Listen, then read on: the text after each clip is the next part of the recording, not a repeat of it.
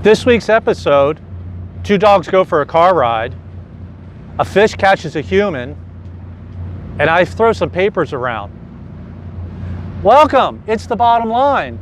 We are currently in Marathon on charter. Brooke's back on the boat. We had to run in and get some eggs, so I figured I'd just shoot the show real quick. There's Brooke, say hi Brooke.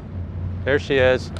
Okay, so our sponsors, Marine Data Solutions and Salty Rags Crew Apparel. Marine Data Solutions, I got 99 problems on board, but the internet is not one of them.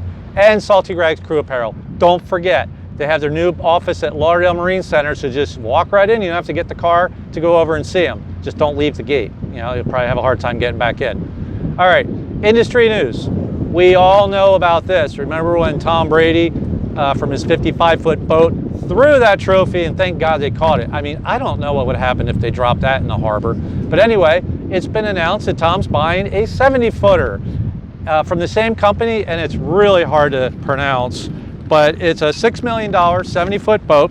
It'll cruise at 30 knots, and it maxes out at 36. It's a Wodgers, maybe that's the name of it. The reason for the upgrade, needs more space. He wants to spend more time in the Bahamas and the Florida East Coast. So congratulations, Tom, got the 70-footer. He'll have that probably about next year. Okay, next. This is a cautionary tale. A yacht chef named Danielle Perry was cleaning the boat up after a day. Everybody else went home, and she slipped and fell and hit the side of the boat and went into the water. She is lucky to be alive. She fractured 4 ribs on her backside and on her front, and some fancy word part of her body got broken. When she got hit on the way down, almost knocked her out in the black water. It was dark. She went into survival mode and pulled herself up onto the swim platform and called for help. She finally got help, and she ended up in ICU. Everybody needs to be careful out there, and now Danielle's got these huge bills. So she's not saying, oh, send me money. She's a very cool artist. So she's put a discount out for her artwork, and you guys just go check it out. Maybe buy some. Here, I'm going to show you some. Here's the first one. It's a lobster boat. That looks pretty cool. I like that one. Here's the second one. This is a lighthouse. I think this next one's pretty cool. 2 dogs in a car. Actually, there's nobody driving, so they're wondering if they're going for a ride. And then this last one. Here, 2 dogs on a boat. Now see this one, I kind of like this one. One dog's going one way and the other's going the other. And this guy's saying, what do you want from me, you know? But the guy's got a nice white head of hair. You know, he looks like somebody we know. That's not one of hers, that's from Goodfellas. All right, video of the week, real quick one. A fish catches a human. Take a look at this. So this guy was, he had the line wrapped around his finger, and he threw it in, and the tarpon hooked on it, and the tarpon pulled him in, and as you can see, the tarpon wasn't done with him. He actually went back and smacked him in the head with his tail. So that's pretty funny. Okay, shout out to some photos of Renaissance. As we, in our travels, people send us pictures of the boat. That's pretty cool. Kendrick sent this one. He's going down the river. I guess he was on charter. Thank you, Kendrick. Emily sent this one. We were at Tarpon Bend. She sent a couple of those. That's cool. Michael sent this one, and he was going by while we were taking on fuel for one of our trips. That's a big fuel barge. Brendan sent this one. We were going out of Fort Lauderdale, and he was going in, and he snapped a couple off while we were driving by. That's pretty cool. Now, Tom Cierno, professional photographer, sent this one. Yeah, of course it looks cool because he's a professional photographer. And then Andy sent this one. We are a beam of Lauderdale Marine Center, and we were just going down the river. Thanks everyone for sending the photos, spotting Renaissance. That's pretty cool. So next, I want to talk about Crew Corner. Okay, Crew Corner.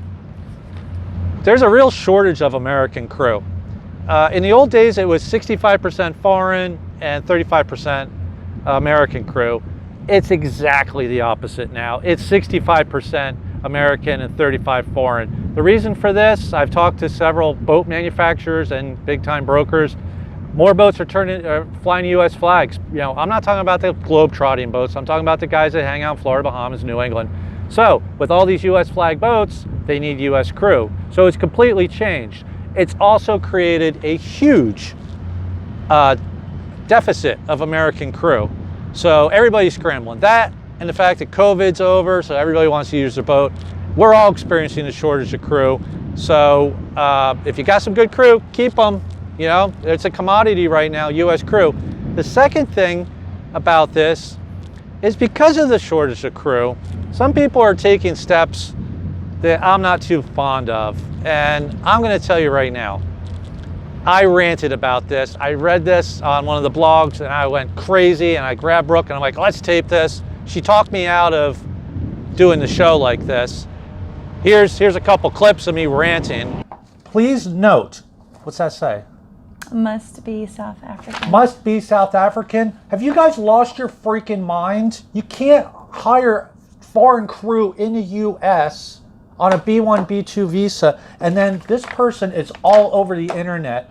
Blah, blah, blah Academy provides you with the essential knowledge and education you need to begin your career at sea. Bullshit, okay? I am sorry, okay? The essential knowledge that you need to begin your career at sea, you're basically telling everybody, don't worry about the U.S., screw the laws, get in there when you can, take the money and run, and you're putting South African crew in danger. So I ranted and Brooke said, nah, don't do it. So I'm going to give you the gist of it. South African Crew Agency, which is actually a training academy, is looking for South African crew, and the requirements are you have to be South African and you have to be in Fort Lauderdale to interview. I understand we're having a crew shortage, but this is not right for two reasons. First reason, you're telling me it says right there, South Africans only? Don't say South Africans only when you're in a foreign country, my backyard. We don't do that. Crew are around of all nationalities, and there's the correct way of hiring crew of all nationalities, and there's the incorrect way. This is incorrect.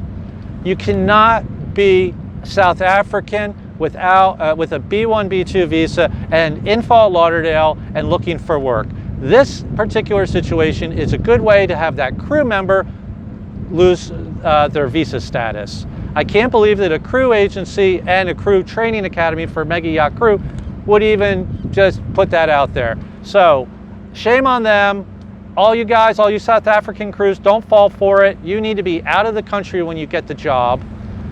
You cannot look for work in here. I don't want you guys to get deported. We need everybody in this business. So this guy's going pretty quick. Anyway, I think that's it. Well, thank you. I'm Doug. Brooke's back on the big boat, and that's the bottom line. We'll see you guys next week. Cheers. Bye.